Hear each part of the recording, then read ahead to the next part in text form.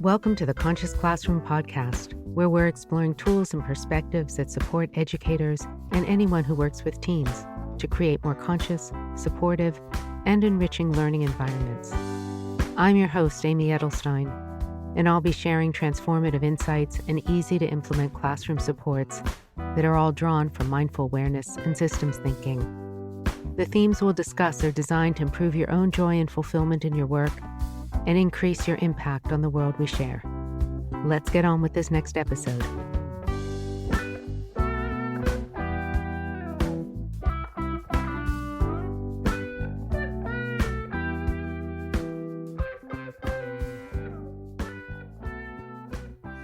Hello, and welcome to the Conscious Classroom. My name is Amy Edelstein.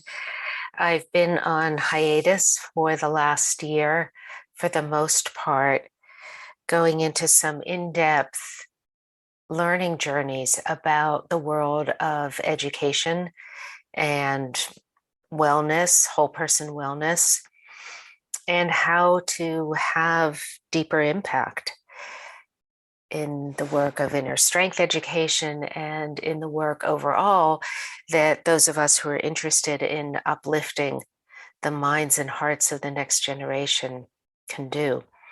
So I'm looking forward to sharing the insights from over 30 interviews with stakeholders from just a wide range of professional expertise. So there's a lot more to come. Today, though, I wanted to talk about something that's been very much on my mind and heart, really thinking about what compassion is. What are the elements, qualities, environment, and factors that give rise to profound compassion? When we think about some role models who exemplify just exuberant and unlimited compassion, where do they find their lightness of being? In the midst of paying attention to and ministering to the suffering of the world. Where does that radiant, irrepressible smile of joy come from? And how can we understand compassion in our own orientation to education, to those we teach, that will give us that uplift in the midst of a lot of the pressures and dysfunction within the educational system? Oftentimes, which I think is helpful, a distinction is made between empathy and compassion. Empathy as the ability to feel the pain of another, to see another who is sad, and to feel that, to feel a pull towards that person, a feel of care, a feel of recognition of that hardship that another might be feeling. Empathy is often the ability to take another's perspective, to sit in their shoes, and to look at the world through their eyes and through their heart. The thing with empathy alone is that empathy doesn't call for a response. Now, we oftentimes, most times, will feel that pull to respond to the suffering, to wish to alleviate it, to comfort, to care. But empathy itself is often defined as the boundaries where you're simply feeling the pain of another. And in our work with youth who may be challenged or suffering, or others who may be challenged or suffering, or our planet that is challenged and suffering in so many ways, simply feeling the pain of the other can be overwhelming. It can lead to a sense of discouragement, depression, powerlessness, exhaustion, burden. And that state of mind and heart doesn't carry the uplift to bring great joy into the world. That state of mind and heart doesn't allow us to access profound freedom and the resources and wellspring that come from that undefinable sense of goodness. So compassion is a preferred orientation to empathy on its own. It includes that ability to recognize the suffering of another and to care for the suffering of another. But compassion is proactive. It's positive. It's that action or that urge to do something to alleviate suffering, to wish for the happiness and joy of others, to care that another's suffering be alleviated, to want others to feel happiness, to be flourishing, to thrive. Compassion is also slightly different than love. It contains or is contained by those elements of profound affection and care. Compassion, though, really stands more as warm-hearted concern, is that care for another. Love is that sense of no boundary, no separation, unity, identity. And compassion has that slightly different orientation of warm-hearted concern.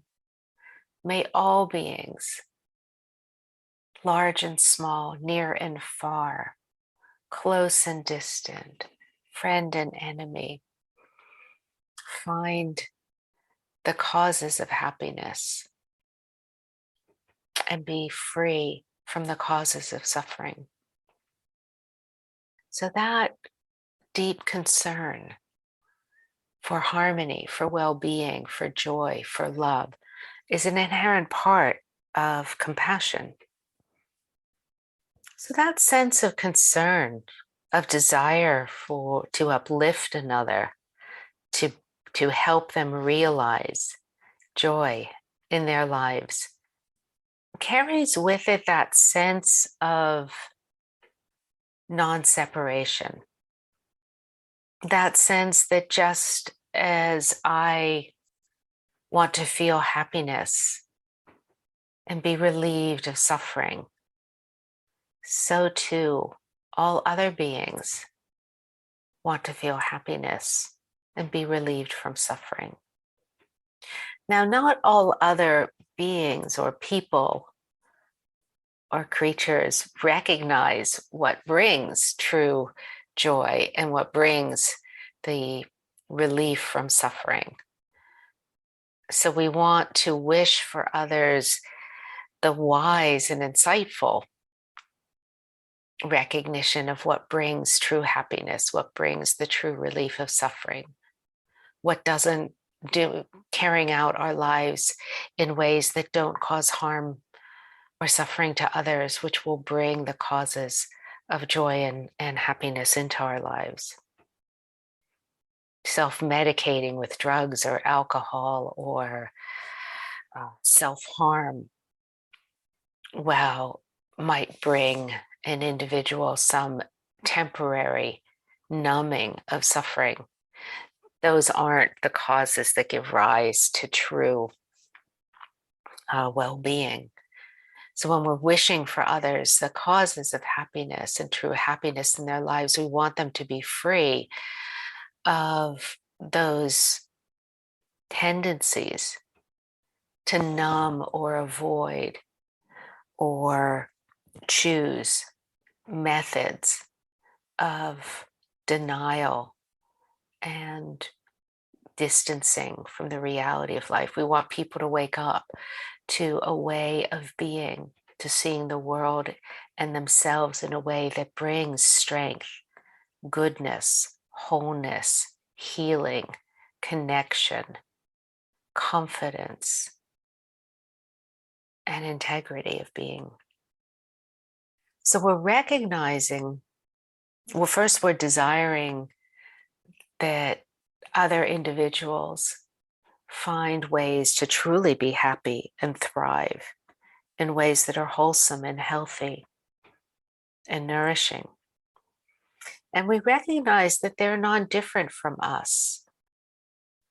When we embrace others as ourselves, we recognize that everyone's wish to be happy and to be safe and to not suffer is the same as our own in a fundamental way. The good actions that will give rise to an easy and stress-free relationship to life for us are the same actions and goodness and kindness that will give rise to the qualities of a happy life for others. So when we recognize that that desire to be free from suffering is the same in different beings, then it takes away that separation that can lead to arrogance, that can lead to subtle disrespect of the people we're working with, that can lead to the do-gooder mentality. It can lead to that sense of belittling or pity. Nobody wants to be on the other end of that. Our students don't want that. Our colleagues don't want that. Even if we work in environments with individuals who've experienced a lot of trauma, live in under-resourced homes and schools, we still want to find that sense of respect. Just as we respect ourselves, we respect another's innate life force. We respect them as their own people. We respect their dignity, even amidst an environment that may, through the circumstances, erode that human dignity. And this is where it's very subtle and very difficult. But when we find ourselves burnt out and burdened, we want to look to see if our relationship to those we're working with has become one of pity or empathy and not one of recognition of oneself and the other, recognition of the human predicament of the other, recognition that we all share the same human predicament, but we may be on different parts of the spectrum of human experience. So we want to check ourselves and our orientation. We always want to be respecting the sense of agency and capacity for choice within another. That element of choice, even for those students who have been experienced so much trauma, and you can see in them that they are struggling with the effects of PTSD. Their brains are in a constant state of survival, fight, flight, or freeze. You can see in their eyes that their capacity to engage with the world is blocked, that they're locked in their suffering because of what they've experienced and witnessed. And it's going to take time and love and nurturance to help them unwind that. Still, even in the midst of that, we respect that underneath all of that, they also have the power of agency and choice over their own lives. We never want to take that away from another, because then we'll be separating ourselves. So even when we have to intervene, if a family member, child, colleague, or friend has fallen into addiction, they need help. They're not thinking clearly, and you may need to be forceful and set strong guardrails. But ultimately, it is going to be somewhere in them their own choice to respond to the possibility to change their trajectory.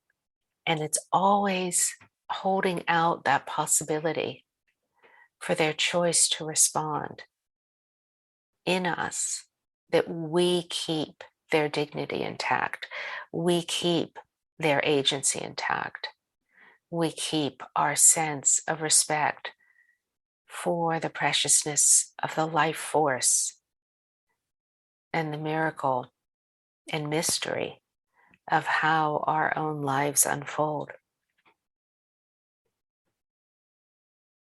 So when you're feeling that burden of overwhelm, notice if you somehow fallen into a belief that others are so overcome with the burden of their life circumstance that they no longer have any agency.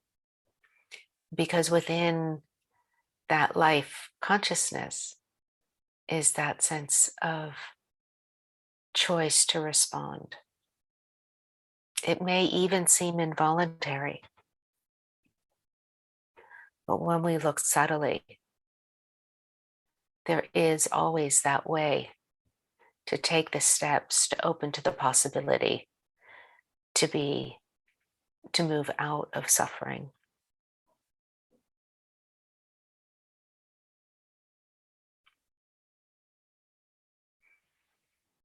We also want to remain detached, not taking credit for the outcome. There are so many factors that go into healing, redemption, and change of direction. You know, when we see young people where their mentor and our relationship is warm and consistent, and we know that we're making a difference in their lives, we want to value that. We want to appreciate ourselves for that. And yet, we also want to make room for this many different factors that we can't see or know about, that are all contributing to that young person's ability to respond positively to our mentorship, to our care, to our reaching out. And that keeps us in the reality and in that sense of mystery, that there are so many things that go into one person's possibility to respond positively and another person's choice not to respond to our love and care. It's not our fault.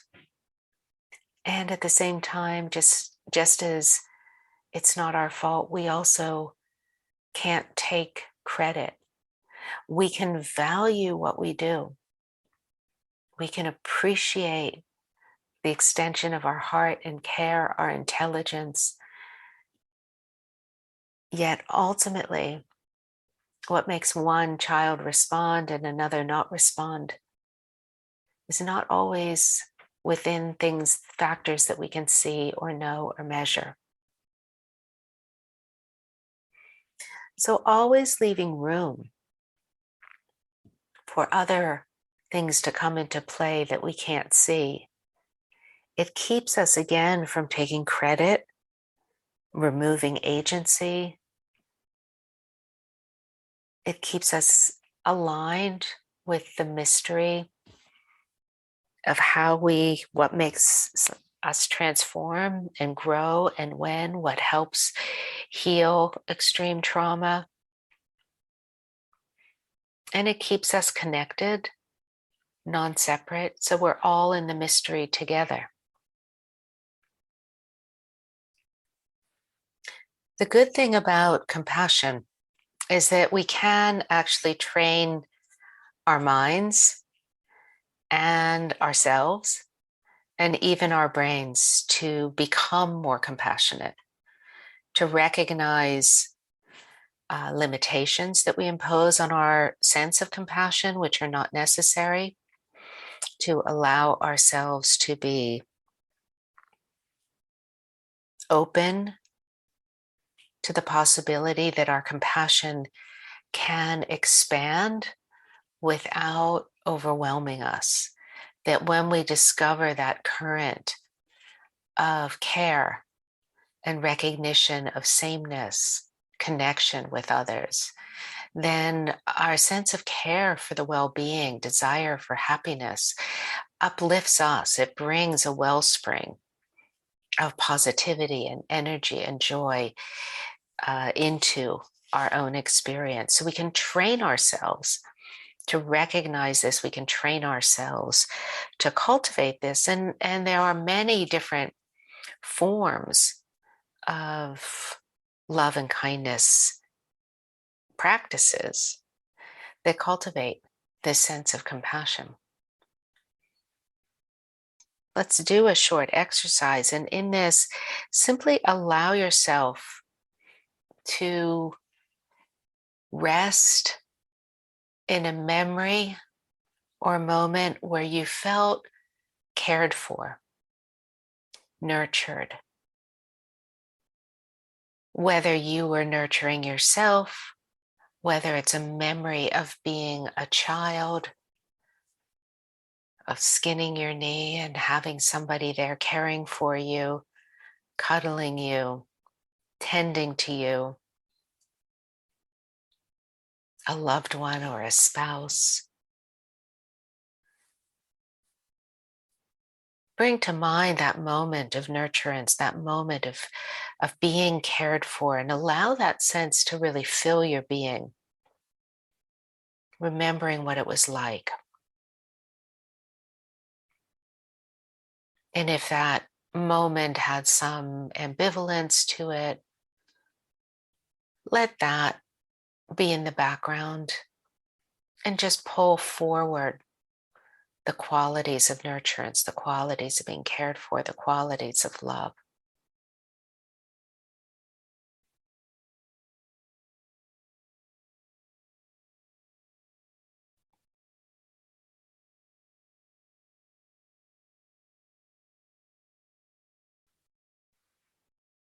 And as you rest in that, shift your attention somewhat to a sense of acceptance of your own tenderness, your own humanity, your own preciousness.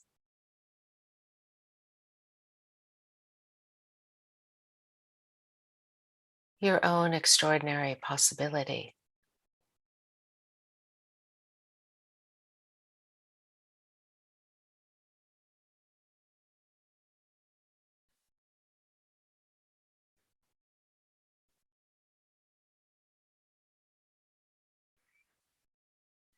Recognize the whole range of human emotions, being easy with the fact that we have capacity for the whole range of human emotion, the good and the not so good. Sometimes those emotions are triggered by factors beyond our control. And from that experience of nurturance, nurture and accept your human vulnerability. Nurture and accept your humanity.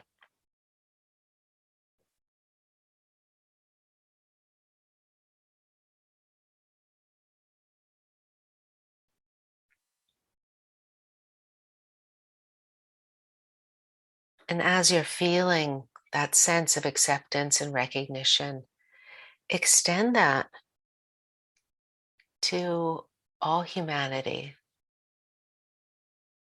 and even to all beings, to the life force as it manifests in so many different forms. Send that sense of acceptance, nurturance to that delicate life force as it shines through all different beings.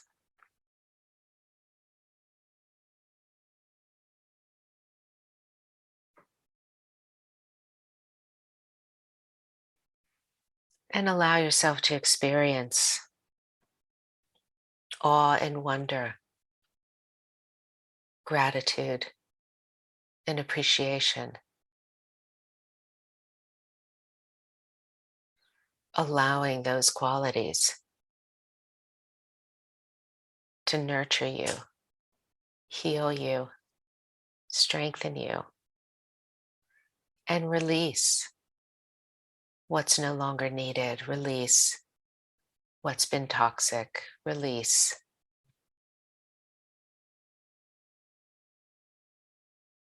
harms and hurts.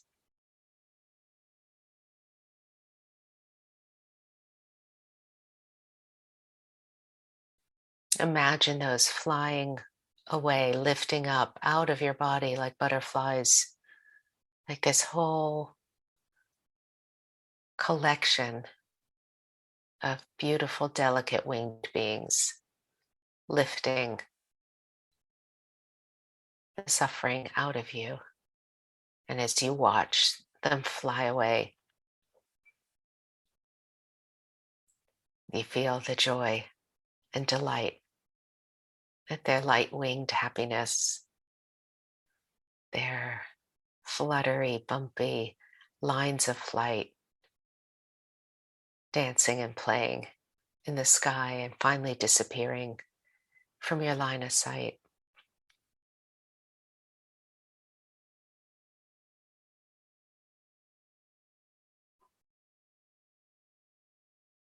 And as we close this practice,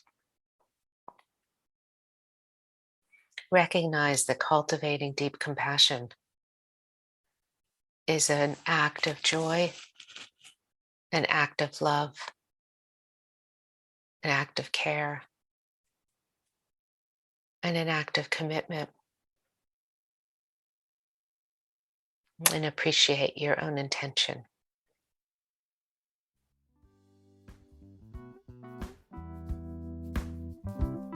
Thank you for listening to The Conscious Classroom. I'm your host, Amy Edelstein.